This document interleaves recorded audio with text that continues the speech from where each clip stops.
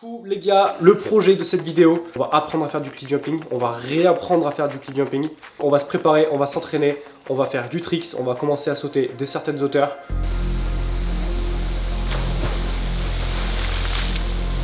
On a vraiment choisi la pire journée pour faire cette vidéo. Il y a du vent, il fait pas beau. Mais l'avantage c'est qu'il n'y a personne. On va commencer doucement, un petit saut facile.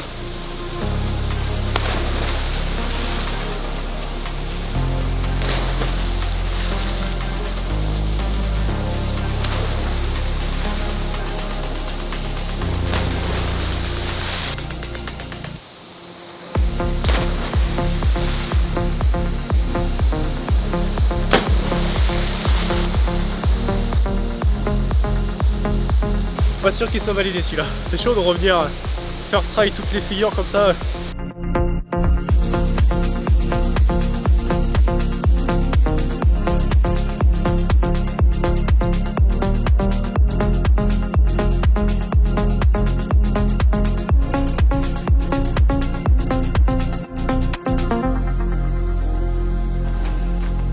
Les gars, petite remise en contexte de pourquoi je fais ce projet.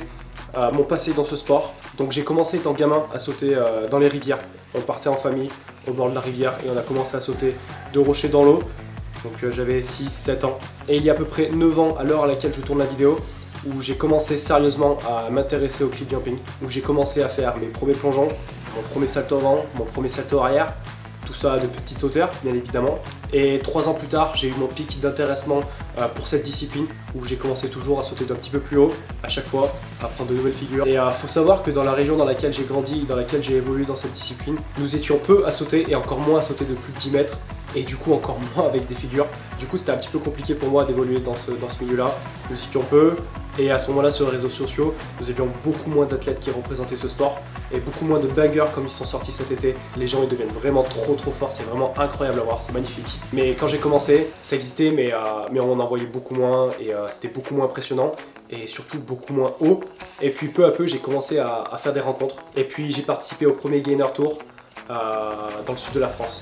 Le Gainer Tour, appelé le G-Tour, c'est un rassemblement de cliff jumpers, d'athlètes de la discipline. Du coup, c'est que des passionnés qui se rassemblent pour partager des moments incroyables autour d'une rivière, autour d'une falaise, pour sauter. Franchement, ça a été vraiment une super expérience que j'ai vraiment adoré. J'ai fait de super rencontres, notamment plusieurs athlètes à l'heure d'aujourd'hui qui représentent le sport à l'international. Je pense notamment à Jérémy Nicolin, comme Girardeau, Laura Marino ou Enzo Bedese. Tous ces athlètes, c'est vraiment des inspirations pour moi. Et j'en passe. Je ne vais pas tous les citer, mais c'est tous des gens exceptionnels.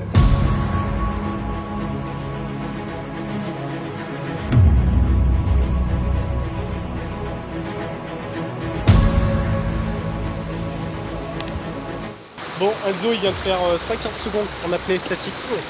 Moi je vais aller me préparer et l'objectif ça va être de faire 2 minutes mobile. C'est du normal.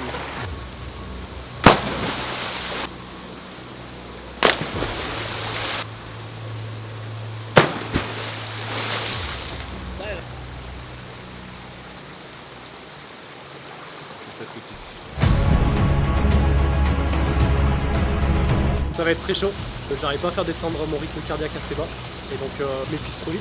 Alors je sais pas si c'est parce que l'eau elle est froide, je sais pas parce que si on est hypé de faire des sauts, mais ça va être dur, donc je me concentre et ça va être mental.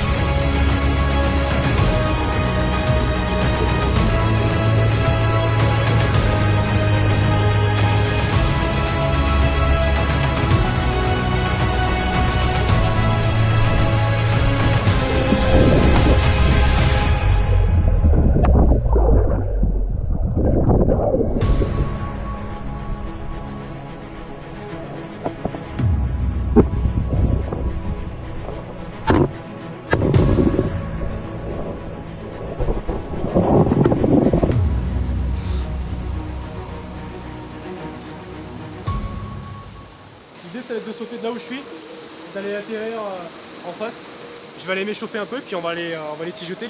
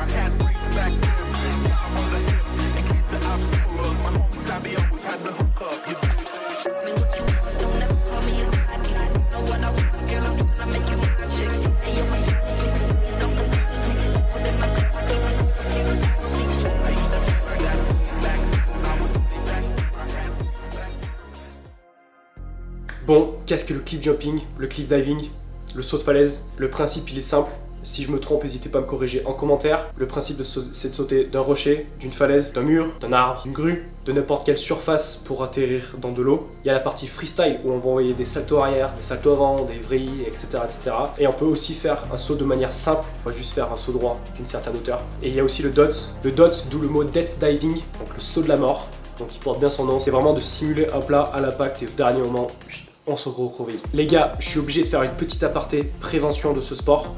De mon humble niveau et de ma petite communauté, je me permets quand même de faire un petit rappel parce que je sais que derrière votre écran, il y en a certains qui regardent et qui s'inspirent de ce que je peux faire, de ce que d'autres font. Et c'est important de revoir les bases. Donc les gars, avant de sauter, il y a 4 règles très importantes. Toujours vérifier le fond avant de sauter. On appelle ça le depth check. L'idée c'est de vérifier le fond s'il y a assez de profondeur. On dit qu'entre 5 et 6 mètres, on peut sauter de n'importe quelle hauteur. Avec les crues, les fonds des rivières, ça bouge énormément. Et du coup, même s'il y a un spot qu'on connaît par cœur, après le passage d'une crue, le spot peut avoir totalement changé. Ensuite, quand on saute, c'est important d'être à plusieurs, notamment les safety des personnes qui restent dans l'eau, au cas où qu'il y ait quelque chose qui se passe mal sur le saut, qu'ils puissent venir vous chercher au cas où vous ayez fait un KO. Ça évite de rester coincé dans l'eau et la noyade. Troisième règle très importante, y aller progressivement. Commencer de petite hauteur, puis ainsi de suite, monter, monter, monter. Comme vous l'avez vu dans cette vidéo, avant de faire le gros saut, j'ai bien sûr commencé à faire des petits sauts de 3 mètres, 5 mètres, 6 mètres, du 8 mètres, 10 mètres, et ainsi de suite. Et faites attention quand vous êtes à plusieurs, de pas forcer quelqu'un à faire un saut s'il ne le sent pas. Quand on sent pas un saut, il faut pas y aller. Et ça va sembler bête, mais évitez de vous pousser pour forcer à quelqu'un à sauter dans l'eau parce qu'il met trop longtemps. Ça m'est déjà arrivé personnellement et ça a failli être très dangereux. Peut-être qu'un jour je raconterai cette anecdote, mais c'est pas le sujet de cette vidéo.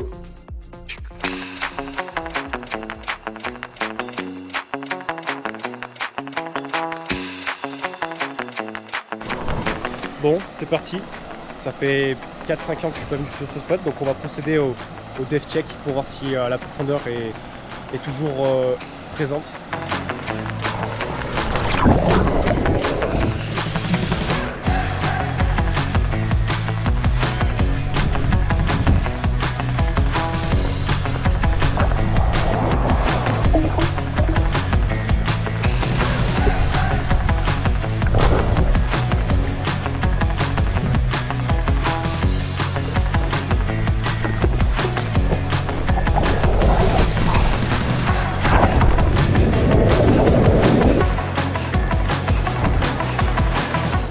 Nouveau petit saut avec un petit gap.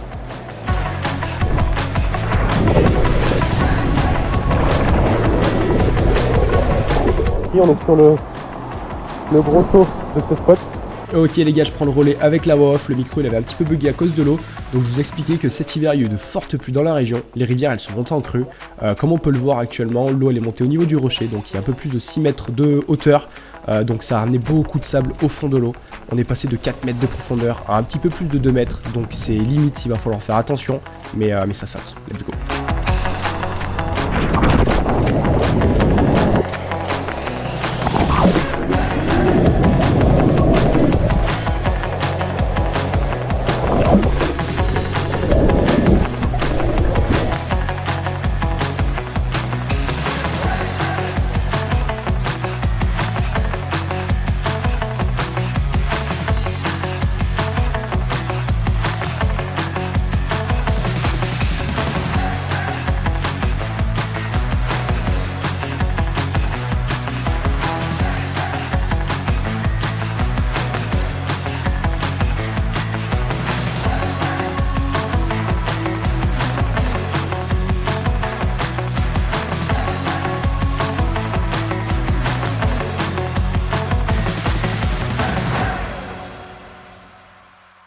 puis, mis à part ces 9 ans d'expérience dans le milieu du cliff jumping, je m'entraîne quotidiennement, que ce soit en salle de musculation, que ce soit en course à pied.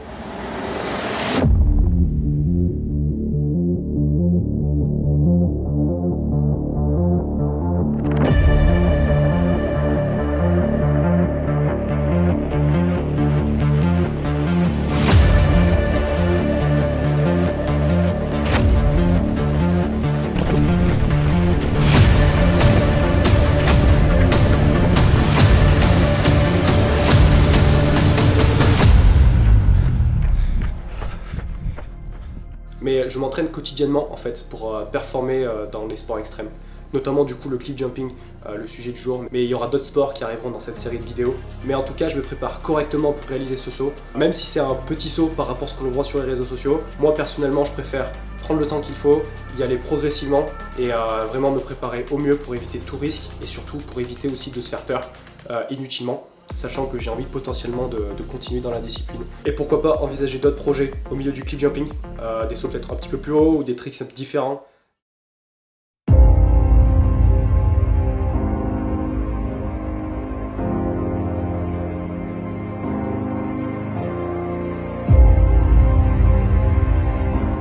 On va procéder au dev check.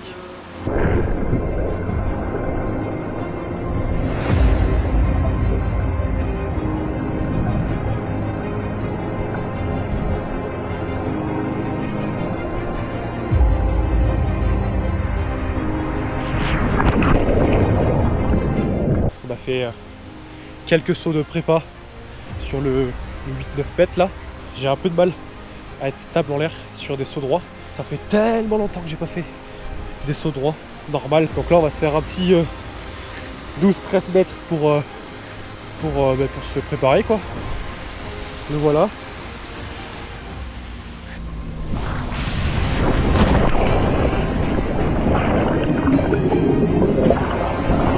C'est le moment. Je m'apprête à monter tout en haut. Ça va être effrayant. J'avoue que j'ai un peu d'appréhension, un peu de peur. Là, depuis quelques jours, je me suis bien préparé. Maintenant, il n'y a plus qu'à se faire confiance. Regarde-moi ça.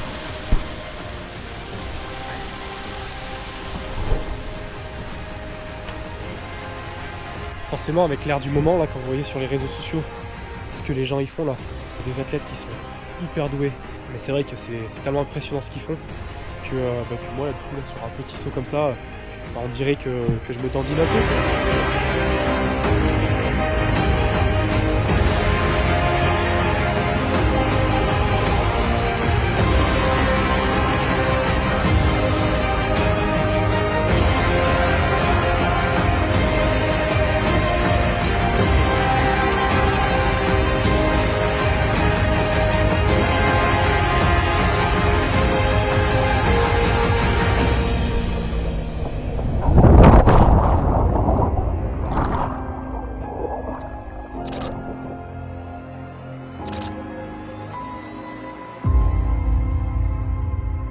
Bon, c'est bon les gars, c'est validé. Là franchement je m'arrête pour aujourd'hui. C'était assez effrayant comme ça et mine de rien ça fait très longtemps que j'ai pas fait ce genre de saut et ça fait bizarre de reprendre. Mais à la fois ça fait du bien, ça fait plaisir. Donc je suis content. Et là-bas en face, je dis ça, je dis rien. Mais peut-être un jour, peut-être un jour.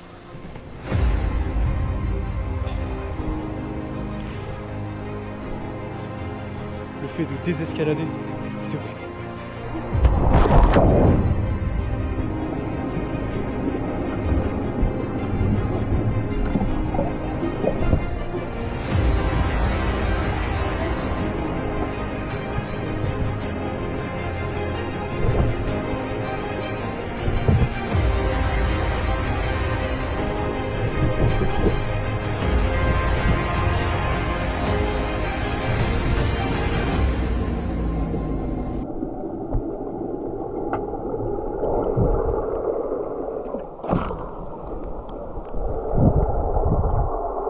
Merci pour votre aide. Ce fut un plaisir. Avec grand plaisir. Ce fut un plaisir, les cadreurs.